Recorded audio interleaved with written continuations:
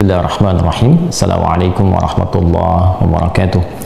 Alhamdulillah rabbil alamin, wassalatu wassalamu ala rasulillahil karim, nabiyyina wa sayyidina Muhammadin al-amin wa ala alihi wa sahbihi ajma'in, wa ba'd. Saudara-saudariku, apa kabar? Semoga kita semua senantiasa berada dalam kasih sayang dan lindungan serta keberkahan Allah Subhanahu wa ta'ala dimanapun kita berada, apapun yang kita lakukan. Semoga semua itu bernilai amal saleh, kebaikan yang kita pertanggungjawabkan dan kita bawa pulang menghadap Allah Subhanahu wa ta'ala, sehingga dengan semua nilai kebaikan itu kita merasa tenang saat pulang, dimuliakan saat menghadap, diberikan kasih sayang dan mendapatkan satu apresiasi berupa surga yang dijanjikan insyaallah. Teman-teman, seperti kita ketahui, di hari Ahad yang lalu pada tanggal 21 Januari 2024 kita telah menyaksikan bersama tentunya, melihat, mengamati debat cawapres dari rangkaian sesi debat yang diselenggarakan oleh Komisi Pemilihan Umum Indonesia, dan ini adalah sesi yang keempat dari rangkaian ini, dan tentunya kita mengawali saat ini, kalau boleh dikatakan diskusi atau sharing, atau juga mungkin sharing pandangan, lebih tepat mengarah ke sana, dengan sama-sama kita berdoa, bermohon pada Allah Subhanahu wa ta'ala, semoga seluruh paslon tanpa kecuali, baik dari paslon yang pertama, calon cawapresnya adalah Bapak Dr. Honoris Causa Abdul Muhaimin Iskandar, kemudian juga paslon dari nomor 2 cawapresnya ada Mas Gibran Raka Buming Raka, dan juga paslon nomor 3 cawapresnya Bapak Profesor Dr. Mahfud MD. Kita mendoakan dan memohon pada Allah Subhanahu wa ta'ala semoga ketiganya diberikan kesehatan paripurna, diberikan kekuatan yang tentunya dengan kekuatan ini kita berharap juga dapat memiliki 3 bagian dari aspek kekuatan yang dibutuhkan dalam menjalani proses seleksi menuju pemilu 2024 di bulan Februari ini. Insya Allah tepatnya di tanggal 14 Februari 2024 tentu dibutuhkan kekuatan intelektual, kekuatan fisikal, karena harus barangkali berangkat ke berbagai tempat untuk kampanye, memasyarakatkan visi dan misi yang akan ditampilkan serta diproyeksikan pada kepemimpinan mendatang. Pun demikian juga tentu saja kekuatan spiritual yang selalu terkoneksi dengan Allah Subhanahu wa ta'ala, sehingga dari situ lahir tentu kemapanan mentalitas dan juga kebijaksanaan dalam bersikap serta berperilaku. Terkait dengan debat kemarin, tentu semua kita memiliki cara pandang yang beragam. Kalau terafiliasi dengan paslonnya masing-masing, tentu yang banyak muncul adalah kesepakatan, dan juga sangat wajar bila ada pembelaan-pembelaan, itu hal yang biasa saja. Dan bagi masyarakat yang tidak terafiliasi dengan paslon-paslon tertentu juga bisa melihat dengan cara pandang yang beragam, karena latar belakang setiap kita tentu akan berbeda-beda. Bila latar belakangnya pebisnis, dia akan melihat bagaimana paparan-paparan dimaksud yang terkait dengan peluang bisnis di masa depan, tentang investasi, tentang peluang-peluang yang mungkin bisa dimanfaatkan ke depan. Bila di dalamnya ada birokrasi atau bahkan juga abdi negara, tentu akan melihat bagaimana visi misi ini dibangun ke depan yang akan diharapkan membawa juga kemaslahatan sesuai dengan apa yang dijalani. Dan bagi rakyat kebanyakan, tentu kita semua juga ingin melihat dari 3 aspek utama tentunya, baik visi misi yang ditampilkan berupa substansinya, kemudian juga kita ingin melihat kematangan intelektualitas, kematangan spiritual, dan lebih daripada itu kita juga ingin melihat bagaimana performa keseluruhan dari seluruh cawapres ini yang kita bisa nilai secara objektif mewakili amanat undang-undang yang akan diberikan ketika terpilih, dan membawa misi itu untuk dijadikan sebagai landasan dalam memerintah selama 5 tahun ke depan, mendampingi atau berpasangan dengan presiden yang terpilih. Dalam konteks itu tentu kita bisa membagi diskusi kita ini kepada dua bagian yang pokok. Yang pertama adalah terkait dengan pemaparan substansi di bagian awal-awal waktu yang diberikan oleh moderator, dan tentunya kita melihat setiap paslon baik itu 1, 2, dan 3 telah menyampaikan paparannya dengan sangat baik. Masing-masing memiliki cara pandang yang tentunya bisa kita nilai bersama. Saya tidak ingin masuk mengomentari 1, 2, dan 3, tapi kita lebih ingin barangkali mengeksplorasi tahapan-tahapan atau rencana-rencana yang disusun untuk mengeksekusi apa yang disampaikan dan dijelaskan dalam debat dimaksud. Boleh kita ambil contoh yang ingin saya spesifikkan. Misalnya kita ambil dulu satu kesepakatan bersama bahwa seluruh pemimpin yang diamanahi oleh Allah untuk menjadi presiden di negara Republik Indonesia ini, juga wakilnya, baik saya urutkan dari presiden pertama Insinyur Soekarno sampai dengan yang ketujuh Pak Jokowi, saya yakin semua kita bersepakat bahwa seluruhnya punya kelebihan masing-masing yang dibutuhkan oleh bangsa ini di eranya masing-masing, terlepas dari berbagai kekurangannya. Jadi presiden yang hebat kemudian adalah presiden yang mampu, ya, sekali lagi, presiden yang mampu mengakomodir, membaca, dan mengumpulkan seluruh kelebihan-kelebihan dari setiap era ini, baik presidennya ataupun wapresnya, lalu dikumpulkan semua kelebihan itu untuk dipelajari, lalu kemudian dipraktekkan pada era kepemimpinannya. Terkait dengan itu, di masa Pak Harto, saya kira di Orde Baru itu ada banyak hal positif yang bisa dilestarikan. Jadi jangan sampai pikiran tentang reformasi itu lantas meleburkan semua hal-hal positif yang mungkin juga bisa digali. Nah, ada hal-hal yang mungkin tidak sepakat, ya sudah, dengan berjalan sejarah diambil sebagai sebuah pelajaran, diperbaiki untuk ke depan disempurnakan lebih baik. Tapi yang positifnya kan bukan karena rasa tidak suka kemudian dihilangkan. Kalau dalam bahasa Quran itu wala yajrimannakum syana'u qaumin ya ala alla ta'dilu i'dilu huwa aqrabu littaqwa. Jangan sampai rasa tidak suka bahkan kebencian seseorang itu menjadikan ia berpikir tidak objektif, lantas kemudian menepikan potensi-potensi kebaikan yang mungkin bisa didapatkan dari situ. Nah, ada salah satu yang sangat menarik, yaitu tentang program Repelita itu, rencana pembangunan 5 tahun. Ini tentu kita ketahui bersama, disusun sekitar tahun 1967 oleh Pak Wijoyo pada saat itu yang menjadi kepala Bappenas, dan tentu dibantu oleh tim yang salah satu timnya saya yakin juga masih ada sekarang yang bisa dijadikan rujukan untuk konsultasi, untuk diskusi, yaitu Profesor Dr. Emil Salim. Ya, kita doakan beliau sehat, diberi kemampuan untuk beraktivitas yang baik. Beliau lahir di 8 Juni kalau tidak salah 1930, berarti usianya sekarang sudah menuju 94 tahun ya. Kita doakan sekali lagi beliau sehat. Ini bisa dijadikan satu acuan yang ketika dipraktikkan, dieksekusi tanggal 1 April 1969, rencana pembangunan ini menjadikan pemerintahan itu lebih tertata, lebih terstruktur berdasarkan agenda-agenda yang menjadi prioritas. Kalau sekarang ditarik dengan jabatan presiden dan wakil presiden selama 5 tahunan, 5 tahun, kemudian diadakan pemilu kembali, bila terpilih lagi 2 periode, jadi 10 tahun, mungkin bisa dilakukan per 1 tahunan. Kalau dulu Repelita, misalnya sekarang bisa dikatakan Repesata, rencana pembangunan 1 tahunan. Jadi semua yang didialogkan, materi-materi yang didebatkan di dalam konteks debat yang difasilitasi KPU ini bisa kemudian disajikan, diamanatkan sebagai wakil presiden. Itu apa tugasnya?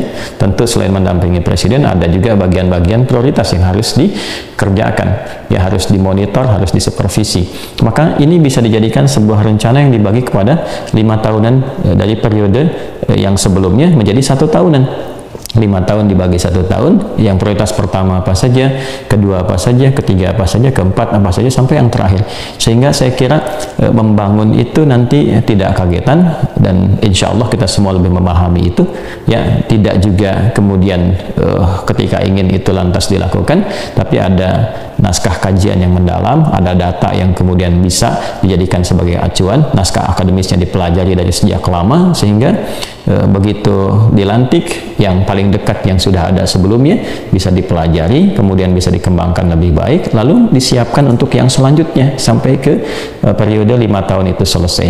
Kalau dalam bahasa Al-Quran, فَإِذَا فَرَغْتَ فَانْصَبْ وَإِلَى رَبِّكَ فَرْغَبْ, dituntaskan satu pekerjaan, disiapkan untuk yang mendatang. Nah, sehingga apa yang kita siapkan ini barangkali akan lebih dirasakan optimal, termasuk oleh kita semua sebagai rakyat, saya, Anda, dan kita semua yang tentunya mengharapkan kepemimpinan yang selain stabil, efektif, juga terstruktur dalam pola-pola pemerintahan yang kita bisa nikmati bersama.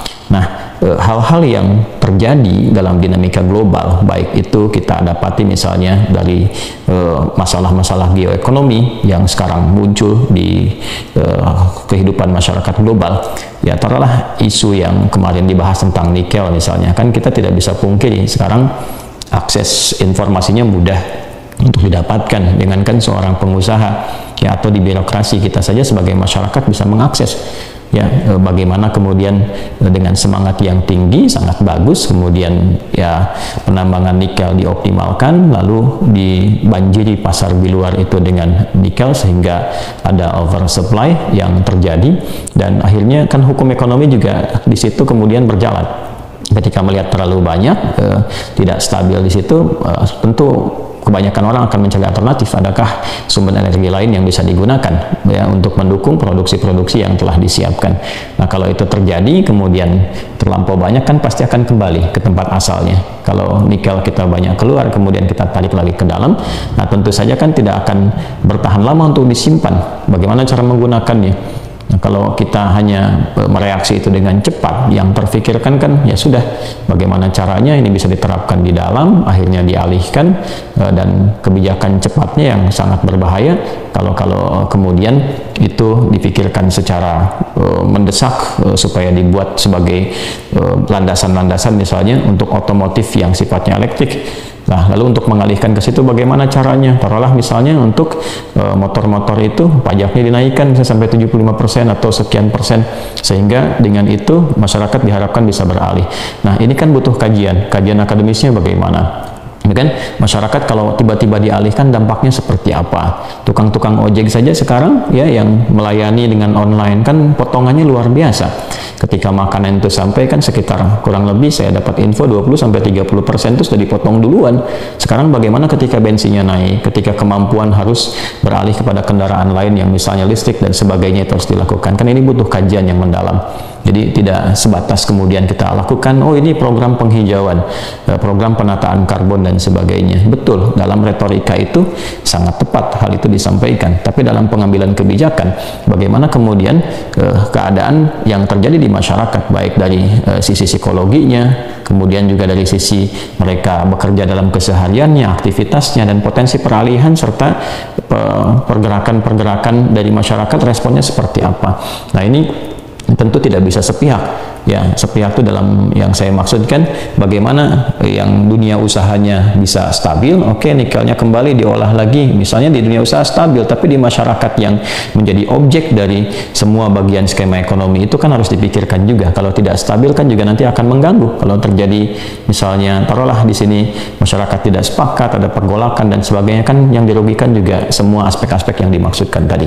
Jadi balik lagi ke awal yang tadi disampaikan, jika memang semua paparan dari segi substansi itu bisa dieksekusi ke depan dalam tema-tema yang telah ditampilkan, akan lebih baik usulan kami bila kemudian dibuat semacam rencana pembangunan 1 tahunan, ya bisa repesata lah istilahnya gitu kan. Jadi kalau bisa diukurkan, dan itu kalau bisa yang hal-hal kiranya dipandang tidak sensitif bisa disampaikan ke masyarakat dan diakses dengan mudah. Ya, misal pemerintah itu ada, kan sekarang bisa ada semua informasi yang bisa diakses oleh publik gitu ya. Ya, publik bisa tahu, oh jadi saya tahu nih presiden kita, wapres kita mau bikin apa setahun ke depan. Lalu dibikin kampanye ke masyarakat, dijelaskan dengan baik supaya masyarakat memahami dan lalu diberikan kesadaran sampai ke level bawah di daerah untuk mensupport itu. Ya, persis yang dulu kita dapatkan sampai ada kelompok pencapir kan dulu kan. Ya, bagaimana semangat kemudian setelah itu membangun swasembada sampai kita mendapatkan juga surplus dari swasembada beras, lalu setelah itu bergeser ke ternak, ada tapos-tapos dan sebagainya. Kalau itu bisa dihidupkan kembali dalam konteks yang lebih tertata, lebih rapi, saya kira itu akan lebih positif untuk kita semua. Nah, ini pandangan saja ya, kalau diterima ya alhamdulillah, kalau ada yang kurang tepatnya ya mohon diperbaiki ya, bukan berarti oh ini seorang ustadz kok bicara begini ya, kan kita semua juga bisa mengakses bacaan-bacaan dan juga kita bisa bersinergi untuk bertukar pikiran. Dalam beberapa profesi ya terkadang dibutuhkan cara pandang yang saling menyempurnakan. Ya, ini yang bagian pertama. Adapun bagian kedua tentang bagaimana bertukar pikiran, yang sesi debatnya itu dimulai saling tanya dan jawab antar paslon. Saya kira kita semua juga punya kedewasaan untuk menilai. Ada dua aspek yang kita bisa nilai dari situ. Yang pertama, kita juga diperlihatkan tentang kematangan intelektual, kematangan emosional, kematangan spiritual, dan juga kematangan fisikal. Dan semua itu justru kita bersyukur pada Allah Subhanahu wa Ta'ala, ditunjukkan oleh Allah kepada kita semua, sehingga kita bisa menilai dengan lebih lengkap ya, seperti apa dari semua paslon ini ditampilkan kepada kita, sehingga kita bisa melihat oh ini yang mungkin bisa berkesesuaian dengan kebutuhan wapres ke depan, oh ini yang perlu disempurnakan. Jadi semua tim bisa menilai, masyarakat bisa melihat, tim-tim konsultan dari semua paslon itu bisa mengamati, memperbaiki seperti debat-debat sebelumnya, kemudian dilihat, diperbaiki. Tapi bersyukurnya kita kepada Allah, semua itu dari gestur, dari cara menampilkan informasi, menjawab ataupun bertanya dan sebagainya, kita tidak melihat semua bagian-bagian atraktifnya atau hal-hal substantifnya. Dalam konteks ini semuanya adalah utuh tersajikan. Kematangan spiritual yang melahirkan kematangan emosional, kematangan intelektual, kematangan fisikal ditampilkan keseluruhannya, sehingga semua tugas-tugas wapres yang akan dieksekusi ke depan diberikan kepada masyarakat. Ini loh potretnya seperti ini, kira-kira bagaimana kematangannya bisa kita lihat, sehingga bisa memberikan kepada kita gambaran dan masukan untuk menentukan pilihan ke depan. Nah, terlepas dari itu, ada beberapa bagian hal yang penting yang dalam ilmu diskusi atau bahkan debat itu menjadi menarik ya. Kami dulu di pesantren, bahkan di kampus itu alhamdulillah terbiasa dengan suasana-suasana diskusi, dengan debat dan sebagainya. Bahkan buku-buku yang terkait dengan teori-teori dan sebagainya itu sering juga kita kaji. Nah, ada beberapa yang mungkin jadi bermanfaat untuk kita bisa nilai, semacam teori-teori, misalnya ada argumentum ya ad populum, ada argumentum ad homonym, ada argumentum ad ignorantiam ya, misalnya gitu. Itu hal-hal yang sangat menarik yang muncul dalam berbagai macam tampilan debat itu. Argumentum ad homonym itu misalnya ada satu argumentasi yang tidak substansial tapi ditampilkan misalnya secara teatrikal untuk bisa menghadirkan dua hal, mungkin juga menghadirkan kecemasan atau menghilangkan fokus dari lawan debat, bisa ada juga, atau juga mungkin bisa menutupi kekurangan substansi dari informasi yang belum bisa dimiliki, atau juga ada trik untuk menggali macam-macam. Nah, itu tampilannya kan banyak kita dapatkan dalam debat cawapres kemarin dari berbagai paslon yang ada, baik itu 1, 2 ataupun juga 3. Ya, kalau ada argumentum ad populum itu biasanya ada statement-statement yang seakan disajikan dengan banyaknya orang mengatakan A, lalu kita menyimpulkan itu A ya, tanpa ada pembanding yang lain ya. Jadi ketika satu data disampaikan, datanya disampaikan, tidak ada pembanding yang lain, seakan-akan orang yang mengatakan benar secara kebanyakan lalu kita anggap itu sebagai sebuah kebenaran. Ya, kalau di praktekkan sih sangat-sangat kita bisa lihat. Jadi kalau presentase misalnya ada kepuasan kinerja mencapai 70%, gitu kan ada 30%-nya yang tentunya dinilai apakah belum puas ataukah ragu-ragu dan sebagainya. Jadi kadang-kadang angka-angka besar itu ketika orang banyak mengatakan A, sehingga dipahami seakan-akan itu adalah sebuah kebenaran. Atau ignotorium, ya, sesuatu dinyatakan benar sepanjang tidak disangkal. Nah, dalam debat itulah kemudian terjadi penyangkalan dan ketahanan argumentasi. Jadi satu kebenaran ketika ditampilkan diuji dengan persoalan dan pertanyaan-pertanyaan untuk bisa menunjukkan kekokohan dari baik argumentasi ataupun kebenaran informasi itu. Ya, tapi juga kita bisa melihat kadang-kadang kan ada yang ditampilkan seakan-akan semuanya benar karena nggak pernah disangkal, gitu kan? Termasuk yang materi kemarin ditampilkan misalnya tentang food estate, disemarakan di masyarakat, diujikan tanamnya sekian, sehingga kan informasi yang sampai itu yang diterima oleh masyarakat. Nah, bagaimana menguji bahwa itu benar? Ya, kalau kita tidak uji, maka itu menjadi nanti argumentum ad ignotorium. Jadi seakan-akan karena tidak pernah diuji, ya tadi kita tidak ketahuan di mana kurangnya atau di mana benarnya, maka muncullah kemudian pertanyaan untuk menguji. Jadi itu sebenarnya biasa dalam teknik debat itu. Jadi kalau ada yang sudah matang diuji untuk bisa menguji kekokohannya, tapi kalau ada yang persepsinya seperti benar, kemudian diuji dengan pertanyaan atau informasi lain sebagai pembanding untuk menguji konsistensi kebenarannya, atau ada hal yang kurang benar yang belum terungkap sehingga ke depan diperbaiki. Nah, niat baik ini yang sebetulnya harus dimunculkan untuk ke depan. Ya, gagasan-gagasan yang sudah ada rencana food estate, ada rencana ini, ada rencana itu untuk ke depan. Ya, kita lihat kalau dalam suasana debat ada informasi lain, maka bagaimana kemudian kalau kurang diperbaiki ke depan, ya kan? Nah, kalau kemudian ada kelebihan diapresiasi sehingga di sini fair, sini berjalan objektif dan suasana ketenangan, kedamaian dan keceriaan itu muncul. Dan kalaupun ada hangat-hangat, ya terjadinya dalam konstelasi itu saja. Ya, diharapkan sih tidak banyak keluar gitu ya. Jadi yang disuguhkan kepada masyarakat itu bisa menikmati semua hal-hal positif yang bisa didapatkan. Alangkah indahnya kalau setelah itu, ya seperti pernah saya sampaikan, masing-masing bisa bersalaman, foto bersama, lalu membuat sebuah narasi yang menenangkan ke publik. Berbarengan tentunya kalau ini semua bisa dilakukan, ya tentu ini tidak mudah karena dalam proses menuju pemilu itu semua akan bersaing dan akan mengeluarkan aura dan cakranya masing-masing ya, dalam tanda petik ya, untuk bisa saling menampilkan visi misi yang ditampilkan ke masyarakat. Tapi ingat, yang paling penting itu politik kita itu dari awal itu disusun dan diarahkan menuju politik kebangsaan yang membangun. Ya, bukan politik kanalisasi, bukan politik parsial demi kepentingan sesaat. Itu yang paling penting diketahui dan juga ditanamkan pada diri kita sebagai bagian dari warga dan tentunya yang sangat mencintai negara kesatuan Republik Indonesia ini.